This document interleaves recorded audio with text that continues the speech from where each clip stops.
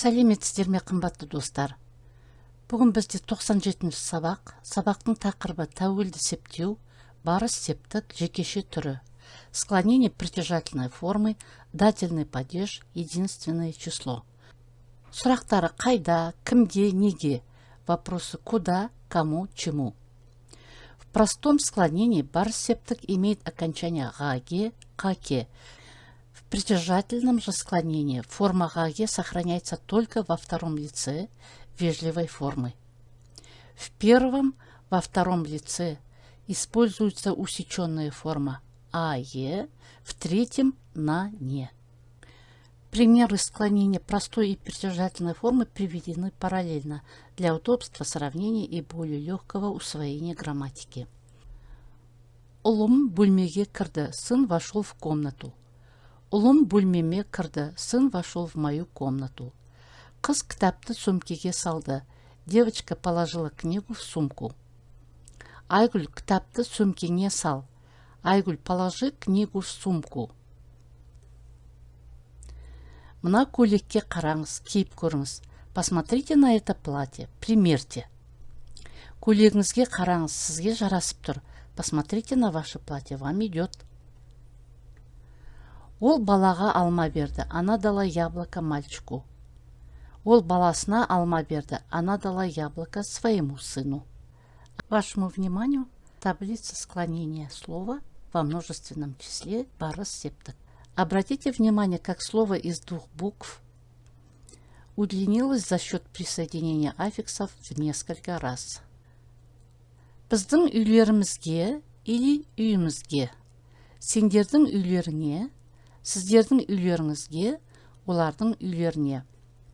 В наш дом, ваш дом, в их дом.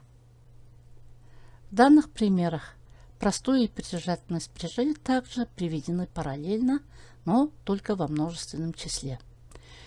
Үйлерге жөндеу керек, домам нужен ремонт. Но более правильный перевод будет «дома нуждаются в ремонте». А здесь прямой перевод. Біздің үйлерімізге жөндеу керек. Нашим домам нужен ремонт. Дома нуждаются в ремонте. Дәптерге жазыңдар, пишите в тетради. В данном предложении слово «дәптерге» стоит в единственном числе, хотя переводится «пишите в тетради». Слово «жазыңдар» подразумевает, что тетрадей много, поэтому можно сказать «дәптерге жазыңдар». А если мы сказали бы «дәптерлерге жазыңдар», то это выглядело бы неестественно. Дәптерлеріне жазыңдар. Пишите в ваши тетради. Бос орындарға отырыңдар. Садитесь на свободные места. Орындарыңызға отырыңыздар. Садитесь на свои места. Ол кеселерге шай құйды. Она налила чай в пиалки. Ол қонақтардың кеселеріне шай құйды.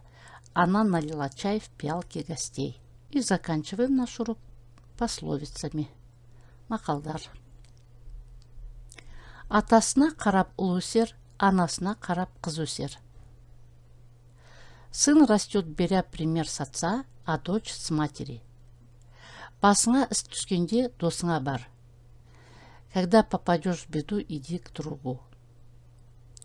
Еліне бай құт емес, егініне су құт.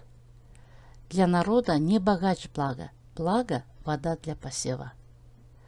Басыңа бақ қонса, тасқа да гүл бітеді. Если тебе улыбнется удача, то и на камне вырастут цветы. Ер жігіт елінің қамы үшін туады, еліне қызмет үшін өледі.